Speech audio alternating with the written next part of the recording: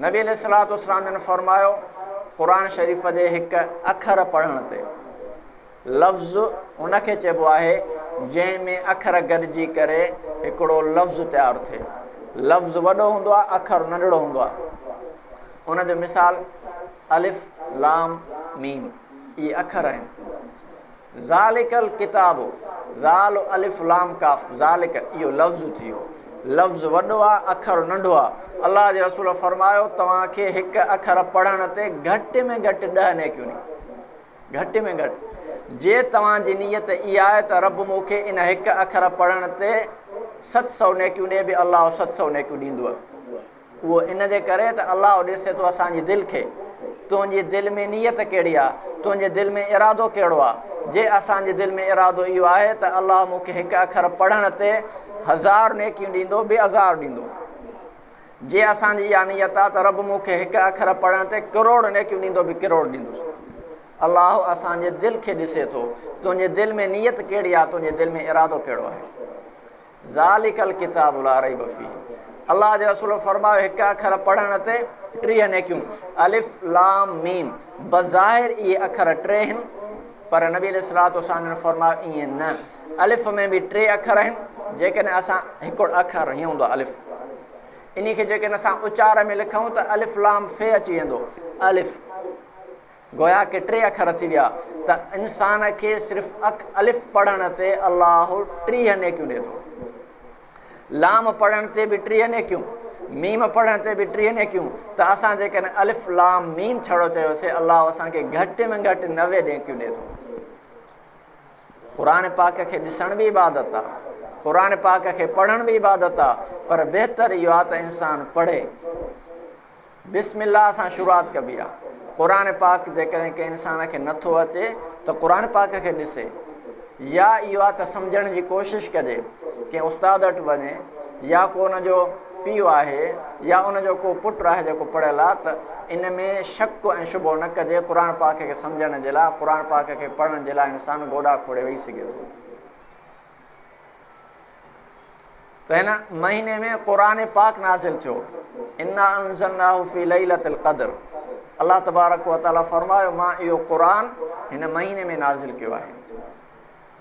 नबी अलैहिस्सलातु वस्सलाम जन ते क़ुरान पाक 23 सालनि जी मुद्दत में नाज़िल थियो।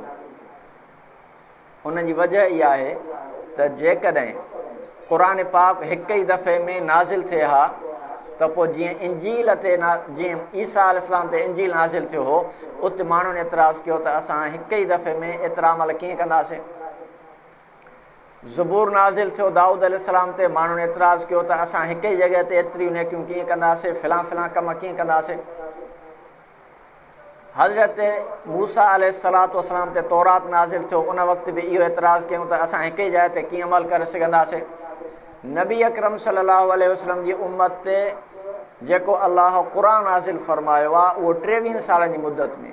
उन जी वजह इहा आहे त इंसान ते थोरो थोरो क़ुरान जॾहिं ईंदो वेंदो त अमल करण में आसानी थींदी। हिकु दफ़े में हुकुम आयो नमाज़ पढ़ो, ॿिए दफ़े में हुकुम आयो रोज़ो रखो, 3 दफ़े में हुकुम आयो त फलाणो कमु कयो, तिलावत कयो, क़ुरान पाक खे सम्झो। पर जे इहे सभई हिकु ई वक़्तु अचनि हा त असां परेशान थी वञूं हा। तंहिंजे करे अलाह तबारक व तआला 23 सालनि जी मुद्दत में क़ुरान पाक नाज़िल फरमायो। लोहे महफ़ूज़ खां हिन दुनियावी आसमान ताईं हिकु ई दफ़े में नाज़िल थियो। इन दुनियावी आसमान खां वक़्तन फ़वक़्तन आहिस्ता आहिस्ता 23 सालनि में अलाह नबी अलैहिस्सलातु वस्सलाम जी दिलि मुबारक ते लाथो। 23 साल लॻा। उहो इन जे करे त इंसान खे अमल करण में आसानी थिए। त इंसान क़ुरान पाक खे बिस्मिल्लाह सां शुरूआति करे, का नेकी करे थो उनखे बि बिस्मिल्लाह सां शुरूआति कजे, को भलो कमु करे थो उनखे बि बिस्मिल्लाह सां शुरूआति कजे।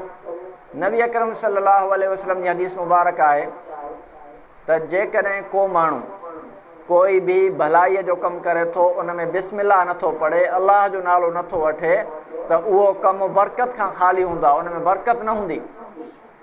जेकॾहिं असां मानी खाऊं था बिस्मिल्लाह नथा पढ़ूं त असां सां गॾु शैतान मानी गॾु खाईंदो।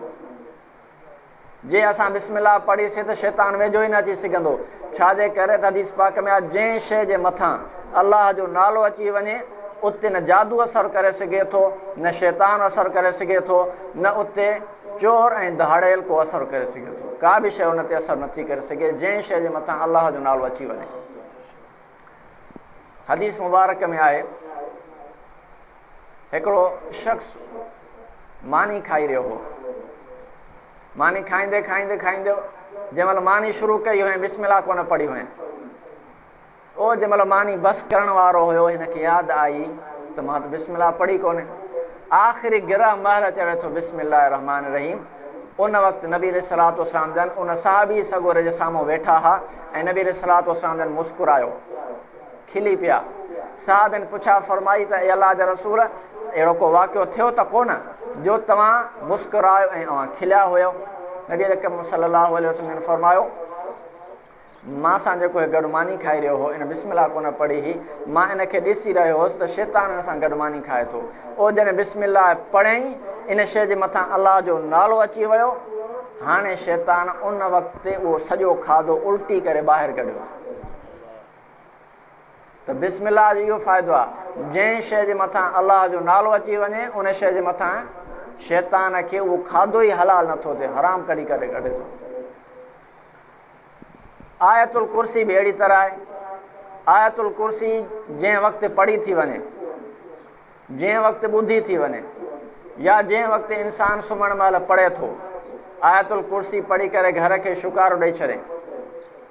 नबी अलैहिस्सलातु वस्सलाम ने फरमायो, उन घर में जादू जो असर ई नथो थी सघे, जिन्नात उन घर में अची नथा सघनि, चोर ऐं दहाड़ियल उन ते हमिलो नथो करे सघे, के मुसीबतूं उन ते अची नथियूं सघनि।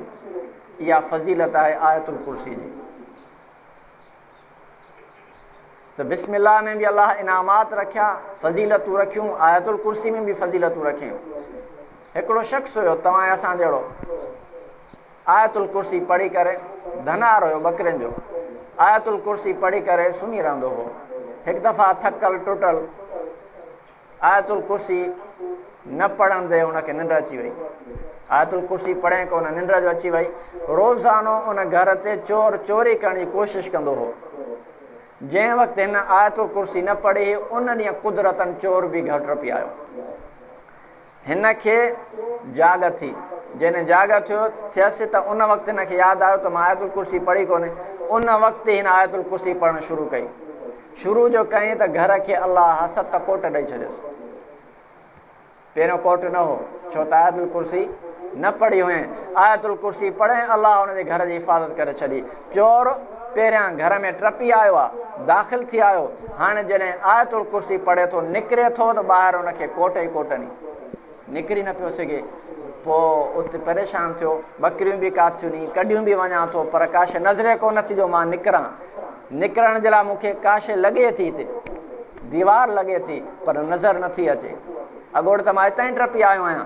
पोइ घर अची करे साॻियो उन घर जे मालिक खे पहिरें पई पए माफ़ी थो वठे त मूंखे ख़ुदा जे करे माफ़ फरमाए, छो त मां चई पहिरियों जॾहिं आयो हुउसि त मां टपी आयुसि, हाणे जॾहिं मां वञा थो त घर मां निकिरण जे लाइ का जॻह कोन्हे, आहे छा ॻाल्हि? हुन चयुसि त मां आयतुल कुर्सी डेली पढ़ंदो आहियां। हुन चयुसि वाक़ई मां बि डेली तुंहिंजे घर ते चोरी करण जे लाइ ईंदो हुउसि, पर मूंखे टपण जी का जॻह न मिलंदी हुई। अॼु मूंखे जॻह मिली, पर जॾहिं आयो आहियां तुंहिंजे घर में त हाणे निकिरण जी जॻह न आहे। त हुन बकरार इहो अर्ज़ु कयुसि त जंहिं वक़्तु तूं आयो हुएं वाक़ई मांखो आयतुल कुर्सी पढ़णु विसरी वई हुई, तंहिंजे करे तूं घर में टपी आयो आहियां। हाणे मूंखे जाग थी आहे, मां आयतुल कुर्सी पढ़ी, तंहिंजे करे अलाह मुंहिंजे घर जी हिफ़ाज़त कई आहे। नबी अकरम सल्लल्लाहु अलैहि वसल्लम फरमाइनि था त जॾहिं घर जा ताला ॾियो बिस्मिल्लाह पढ़ो, घर जा थांव पिया हुजनि उहे खुलियल न रखो, उनखे ऊंधो बि कयो, बिस्मिल्लाह पढ़ो। जेकॾहिं तव्हां लाइट बंदि कयो था, ॾीओ बंदि कयो था, बाहि विस्मायो था, त इहे विस्माए पोइ सुम्हो ऐं बिस्मिल्लाह बि पढ़ो। नबी अलैहिस्सलातु वस्सलाम फरमाइनि था हाणे अलाह जे मथां तवक्कुल ऐं भरोसो करे पोइ सुम्हो, बाहि बि ॿरे ऐं सुम्ही रहूं ऐं चऊं त असां भरोसो कयूं था अलाह जे मथां, ईअं न आहे। दरवाज़ा खुलियल हुजनि, लोड़ो ॾिनल न हुजे ऐं चऊं त असां अल्लाह जे मथां भरोसो कयूं था, ईअं बि न आहे। नबी साईं फरमायो घर जा ताला ॾियो, जे छित आहे त छित खे ढकियो, थांव खुलिया पिया नी उनखे ऊंधो कयो। जे ईअं न कंदव त इन थांवनि में नहूसत अची वेंदी। त बिस्मिल्लाह में अल्लाह तबारक व तआला एतिरा इनामात रखिया आहिनि। हदीस मुबारक में ईंदो आहे त ॿ शैतान हुया पाण में, उन्हनि जी मुलाक़ात। हिकिड़ो शैतान सफ़ा थुलो, ॿियो शैतान सफ़ा कमज़ोर में कमज़ोर हुयो। थुले शैतान कमज़ोर शैतान खां पुछा कई त छा ॻाल्हि आहे, न कुझु खाए पीए कोन थो, सफ़ा कमज़ोर लॻो पियो आहीं, छा ॻाल्हि आहे? चवंदा मुंहिंजी ड्यूटी अहिड़े माण्हूअ सां लॻल आहे, जंहिं महिल खाईंदो आहे बि अलाह जो नालो वठंदो आहे, जंहिं महिल पीअंदो आहे बि अलाह जो नालो वठंदो आहे, सुम्हंदो आहे बि अलाह जो नालो वठंदो आहे, फल फ्रूट खाए बि अलाह जो नालो वठंदो आहे, शरबतूं पीए, का बि शइ खाए अलाह जो नालो वठंदो आहे। जॾहिं अलाह जो नालो अची थो वञे त मुंहिंजे मथां उहा शइ हराम थी वञे, मां वेझो ई नथो वञी सघां, त मां त बुख ते तॾहिं मरी वञा। इहो आहे बिस्मिल्लाह जो फ़ाइदो। अलाह जो नालो जंहिं शइ जे मथां आयो शैतान भॼी वेंदो।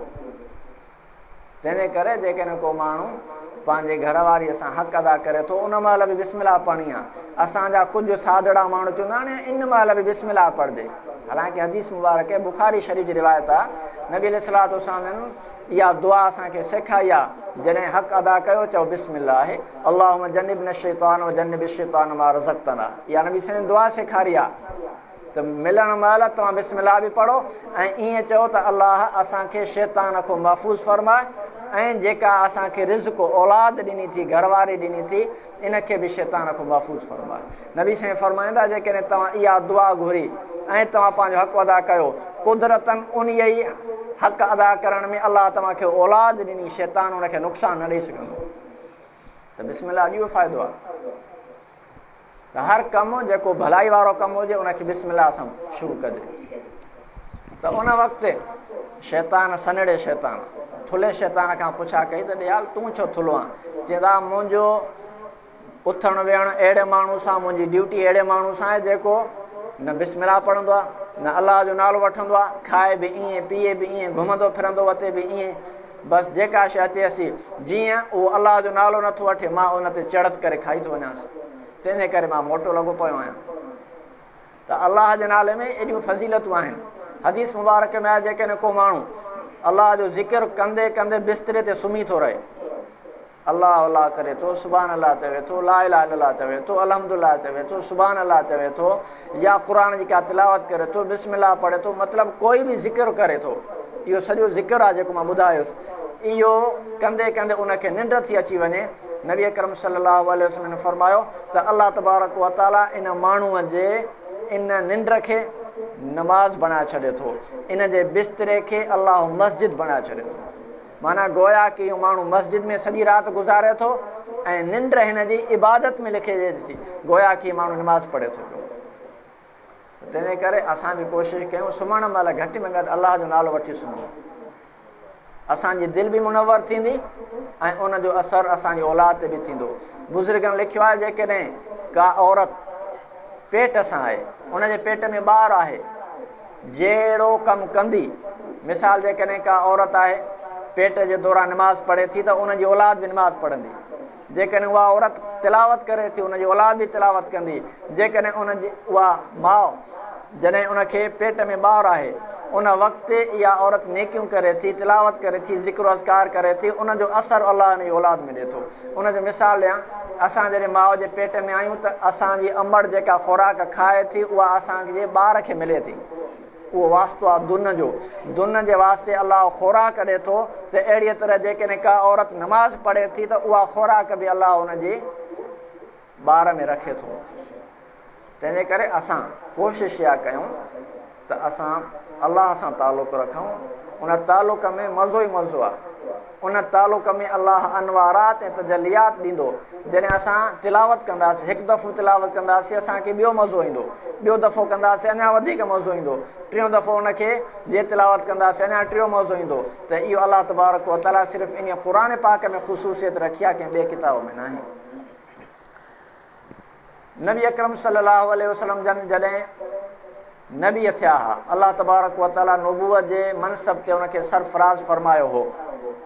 नबी मुकरम सल्लल्लाहु अलैहि वसल्लम जे अचण खां पहिरियों, क़ुरान जे अचण खां पहिरियों अरबनि में इहा जहालत हूंदी हुई जो हिकु वण तो जेकॾहिं का झिरकी उथी करे ॿिए हमराह जे पोख जे वण ते वञी